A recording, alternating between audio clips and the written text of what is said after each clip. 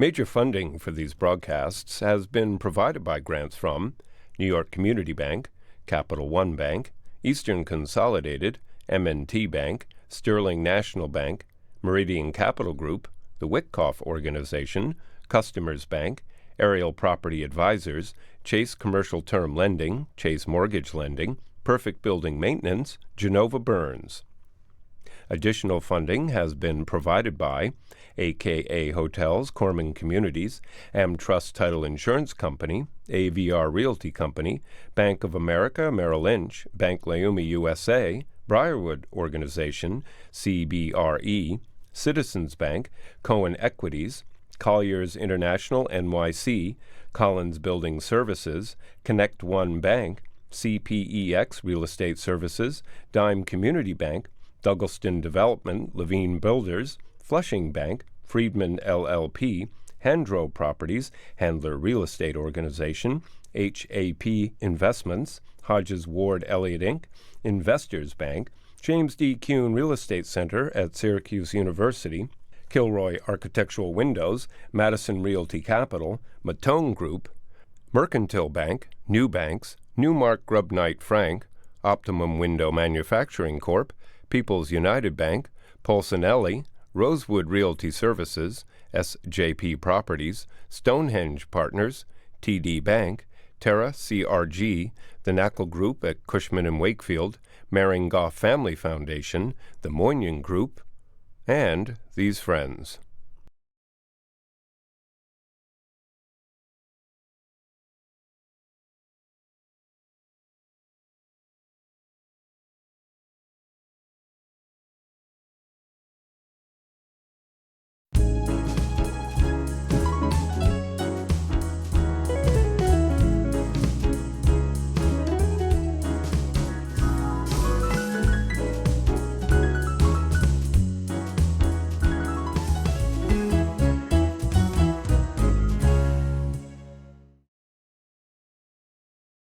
(1704) They arrive in America? Farmers? Yes. Pennsylvania? The military? Father in 2 wars? An army brat? Nah, I'll get some jobs. I'll sell shoes. I'll be the front line of 2 guys from Harrison. Nah, I'll go to college. Nah, I'll be in the Marines. I'll become a banker? No, I won't become a banker. I'll become a banker, I'll become a bank consultant, and then I will become the banker, the president and chief operating officer of a dynamic bank called Customers Bank. Dick Ehst is my guest today. Thanks for being here. Oh, thank you, Michael. So tell me about 1704. Well, the family... That was the East part of the family. Yes, exactly. They were Mennonites from the German side of Switzerland. And back at that point in time, there was a lot of, religious persecution going on. So they moved from Switzerland to Germany for a brief stay in Stuttgart.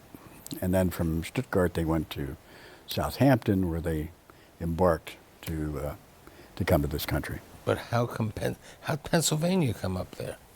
Well, Philadelphia was the port at the time. And I guess they just wound up on this ship that took them to... So from Philadelphia, they ended up where? A small town in eastern Pennsylvania. And the town was called Boyertown.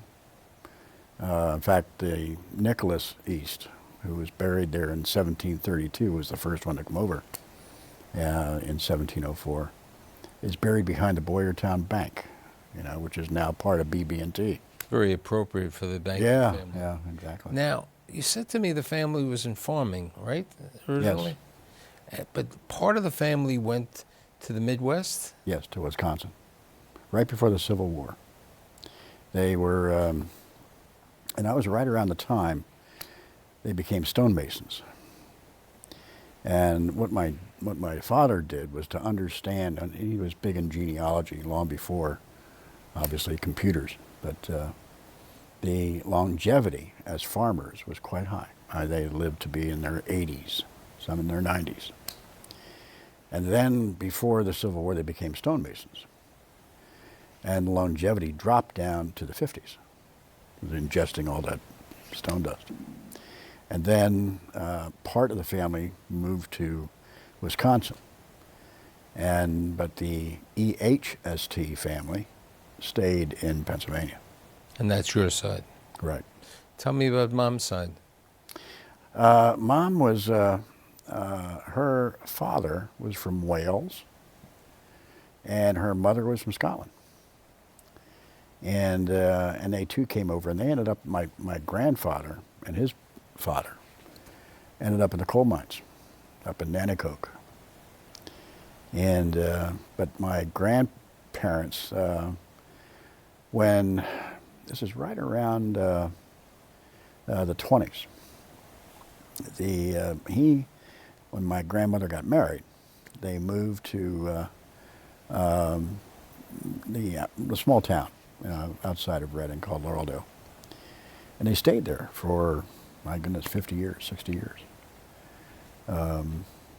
He was a chauffeur during the Depression, and then left to become, he was a bookkeeper for Metropolitan Edison, our utility company. And eventually he hired the guy who would become the number 2 man at MedEd many years later.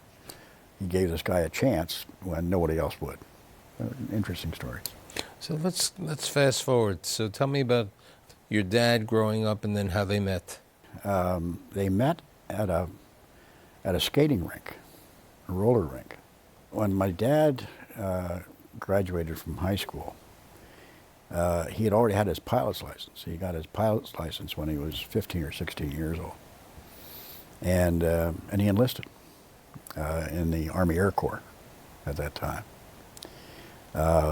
And he flew 47 missions over Germany and France as a 19-year-old, and came back to the States after the war in Europe was over, and then had believed that his next duty station was South Pacific. Of course, he came back to the States, married my mother, they dropped the bomb, and he stayed in Reading. Now, he stayed in Reading, but then later on, he rejoins the military, correct? Yeah, well, he stayed in the National Guard. He was among those who formed the 147th Fighter Squadron in Reading. They originally flew P-47s, but they ended up flying his favorite airplane, which was a P-51. And then he went to Albright in the meantime, while he was in the military. And we were living with my grandparents. But then Korea came along. So they activated him, and he ended up in Korea for a bit, then came back to the States, did not finish at Albright. And then we kept moving around. And he was regular Air Force. Now, originally, when you were growing up, you were in Reading. Correct. With your grandparents over there. Right. Then the war comes up, Mm-hmm. Korean War, 52, 53 conflict. Right. And where's the family living at this time?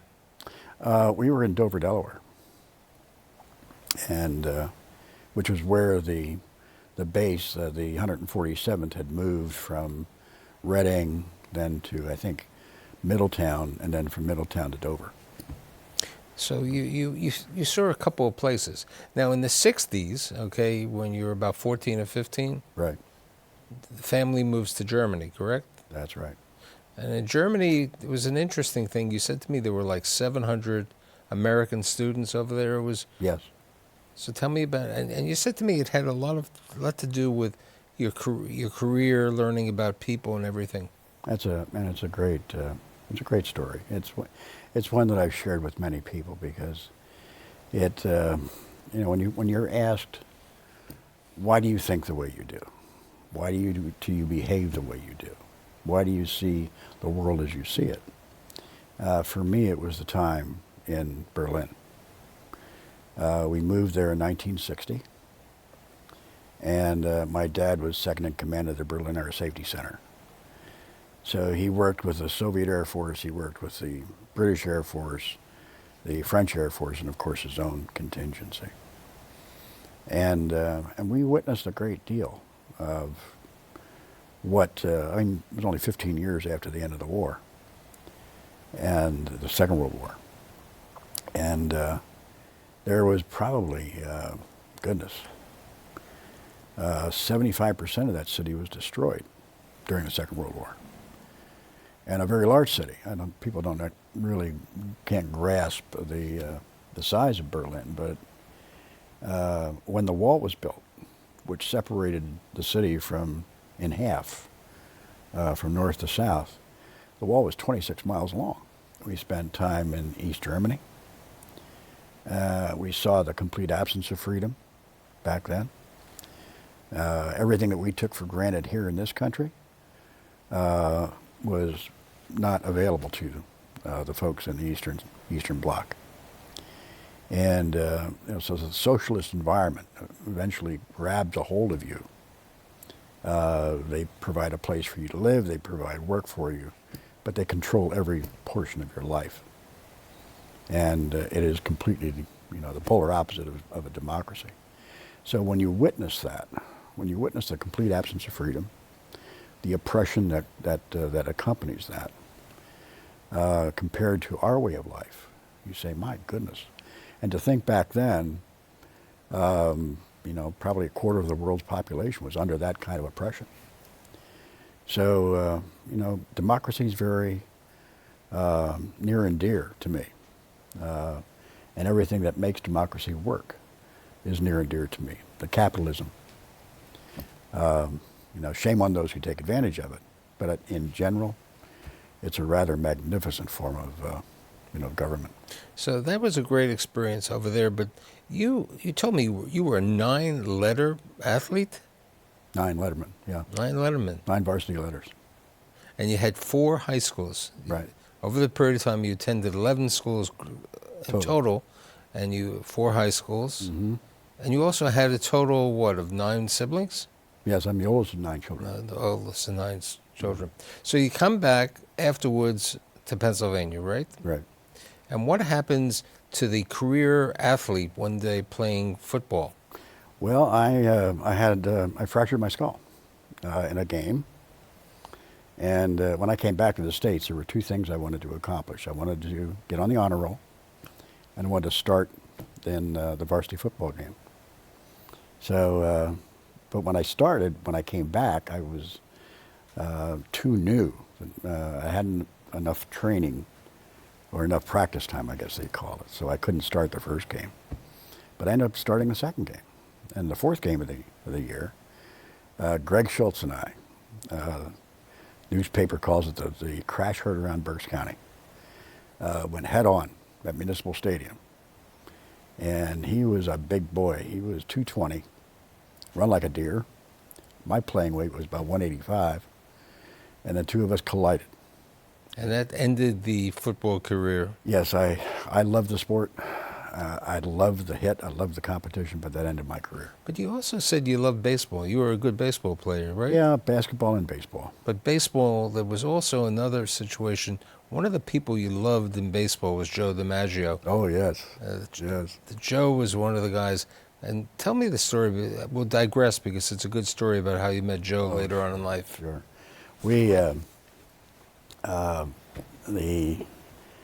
throughout Europe, in the early 60s, there were probably 50,000 kids, dependents of our troops over there. And the most of them played sports of one kind or another, either intramural or organized sports of one form or fashion. But baseball was a big deal over there. So, and I enjoyed the sport. Not as much as football and basketball, but I enjoyed the sport. But one year, there was and every year that we were there, they would hold all-star games. Northern Europe would select their team, and Southern would play Southern Europe. And in '62, I believe, the game was actually played in Berlin. And of this mass of kids, this friend of mine and I, who are still to this day, we were friends. Both he and I were selected to play in the Northern team. And we were both pitchers. But Vaughn was a better pitcher than I was, I thought. I had better smoke than he did, but he had better control than I had. But, and I could hit reasonably well, so I ended up catching Vaughn. And so I'm standing behind home plate, waiting for the first ball to be thrown out, and who walks to the mound but Joe DiMaggio. I mean, I still get goosebumps even thinking about it today. I mean, there's my idol, you know, on the mound, throwing in the first ball for this All-Star game. And I dropped the bloody thing, you know. Well, 20 years later, I'm playing golf with him at the Lehigh Country Club at an event. And he was a marvelous gentleman at that point in his life. He was gracious, he was caring, considerate. So later on, you come back, football's gone, you start Albright College. Right. And then you decide to sell some shoes, other jobs. How do you end up at Two Guys from Harrison, which subsequently became Vornado, the Realty Trust? Right. Well, they were on my way to Albright. Their store was. And I'm not quite sure how I wound up there. But thinking, you drive by this place every day? I had just applied for a job, and they hired me. So they gave you the shoe department. Right. But then you got in the front line, and you got in the food department. Well, that was afterwards. That Right, was and then you got the front of the store. Right, right. And what happens? How does the guy who's possibly going to be a retail CEO one day get an opportunity with a bank? Well, we had, when I got out of the Marine Corps, you know, I ended up at, I got married and ended up at Two Guys from Harrison in Bethlehem. Right, but before that, you went to the Marines for 6 months, right? That was about 9 months. For 9 months. For active, and then another 5.5 years of.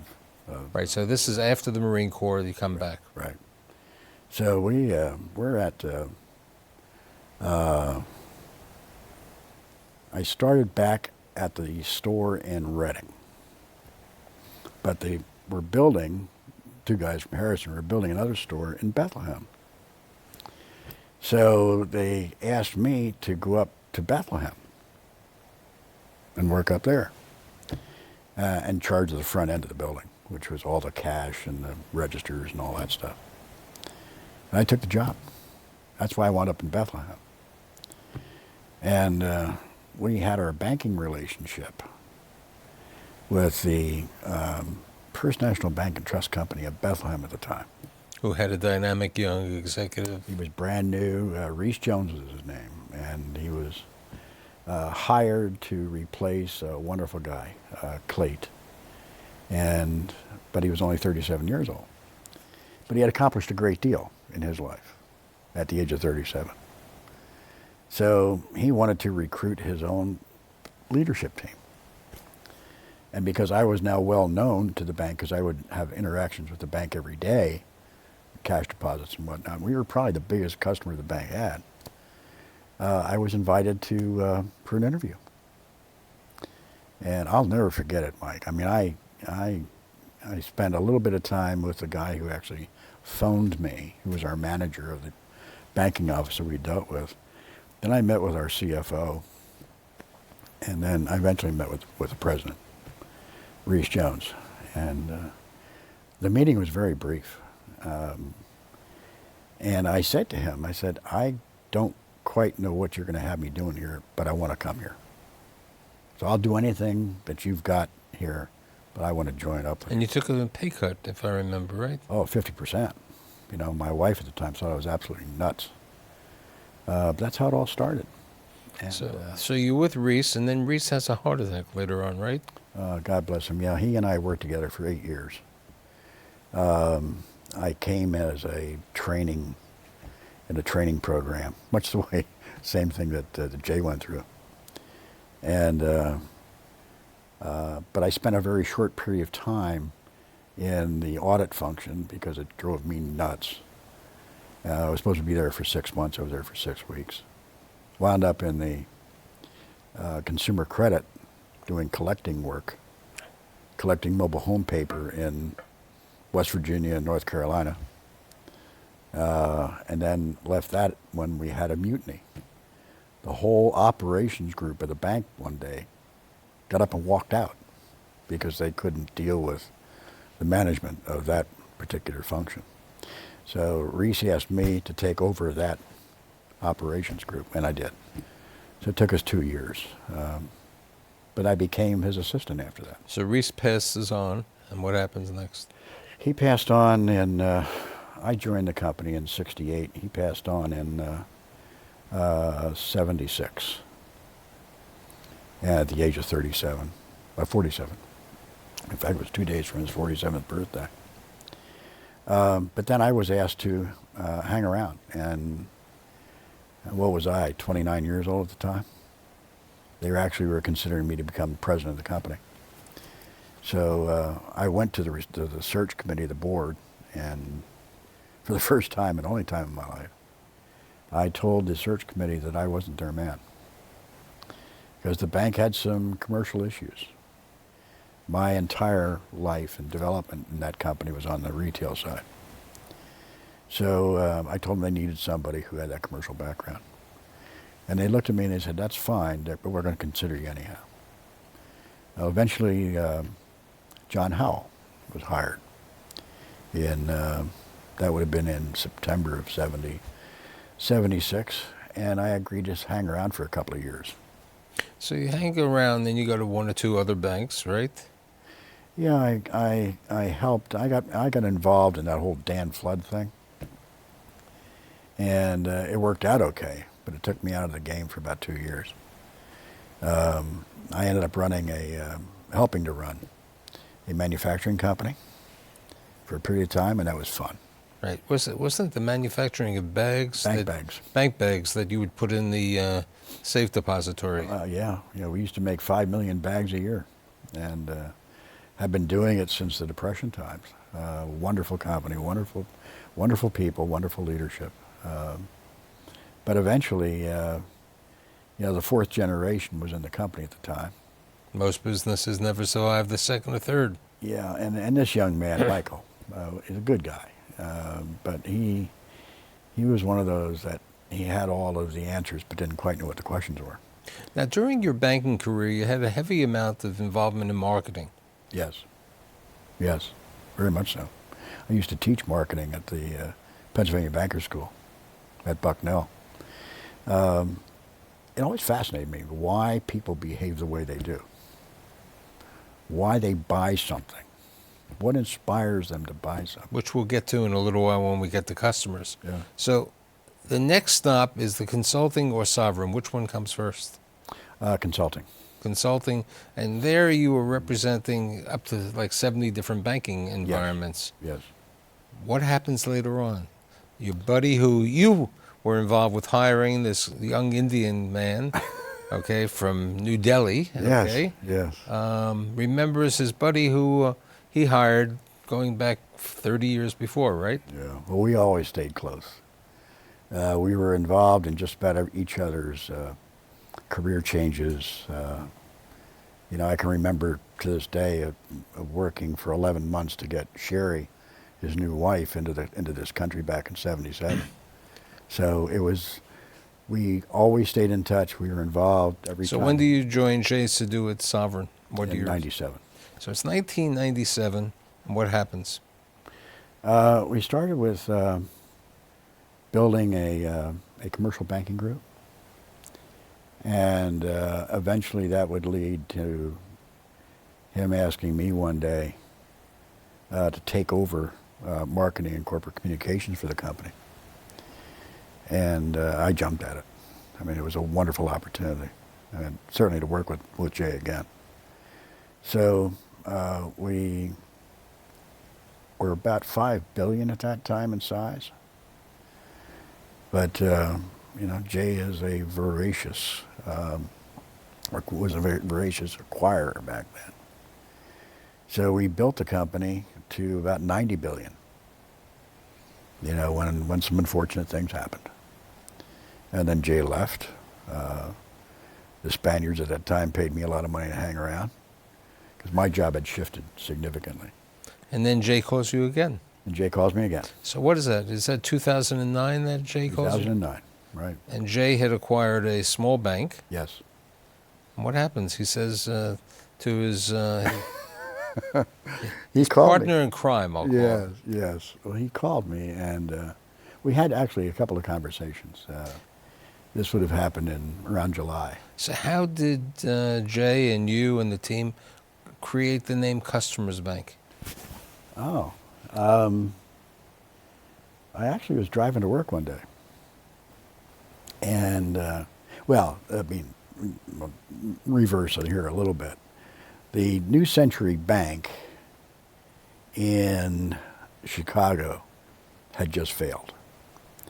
New Century, a title company in L.A., had failed. And one day Jay said, our local ABC affiliate actually came to Phoenixville and took a picture of our building as a byline for the failure of the New Century Bank in Chicago. So Jay called me the next day and said, Dick, we got to change the name of the company. Okay. So on my way to work one day, I was thinking about, we wanted to put the customer first. We wanted the customers to understand in our world, they are first. So we came up with the name, Customers First Bank. That's how it happened. And then you cut it down to Customers Bank. Yeah, well, we had some challenges to that name, but... So when you joined Jay, what was the size of the bank, assets? We were $250 million. And today? $10 billion. So where do you see the bank going in the next 5 years? We're driven by options. We want all the options to be available to us. So the choice becomes ours, and someone else isn't making the choice for us. So eventually we'll come up with that Right. answer to that You have question. mobile banking now. You have a variety of this. Well, that's, we do, and we've told the world we're going to spin off Bank Mobile. We're going to monetize its value. It should contribute maybe $75 to $100 million to our capital. And then we still have Cubby, which is the business bank, the one that's grown from nothing to $10 billion in 7 years. How long are you married now? 15 years. And you have what, a total of 11? 11 grandchildren. Sons and daughters and stepchildren? Yes, step-grandchildren. Right. So, in essence, it was really good that the concussion took place. Oh, yeah. Because if you didn't have the concussion, you might have played ball, okay? And you might have not gone into the Marines. Right. And possibly, you wouldn't have ended up at, That's very true. the front of the line, person over there at Two Guys, Yeah. and you became a banker. Right. Because you never thought you'd be a banker. No. Okay? Never, ever occurred. And I don't think the relatives who came over in 1704 ever thought that you'd be bankers. And thank you for being my guest today. Well, thank you very much for the opportunity.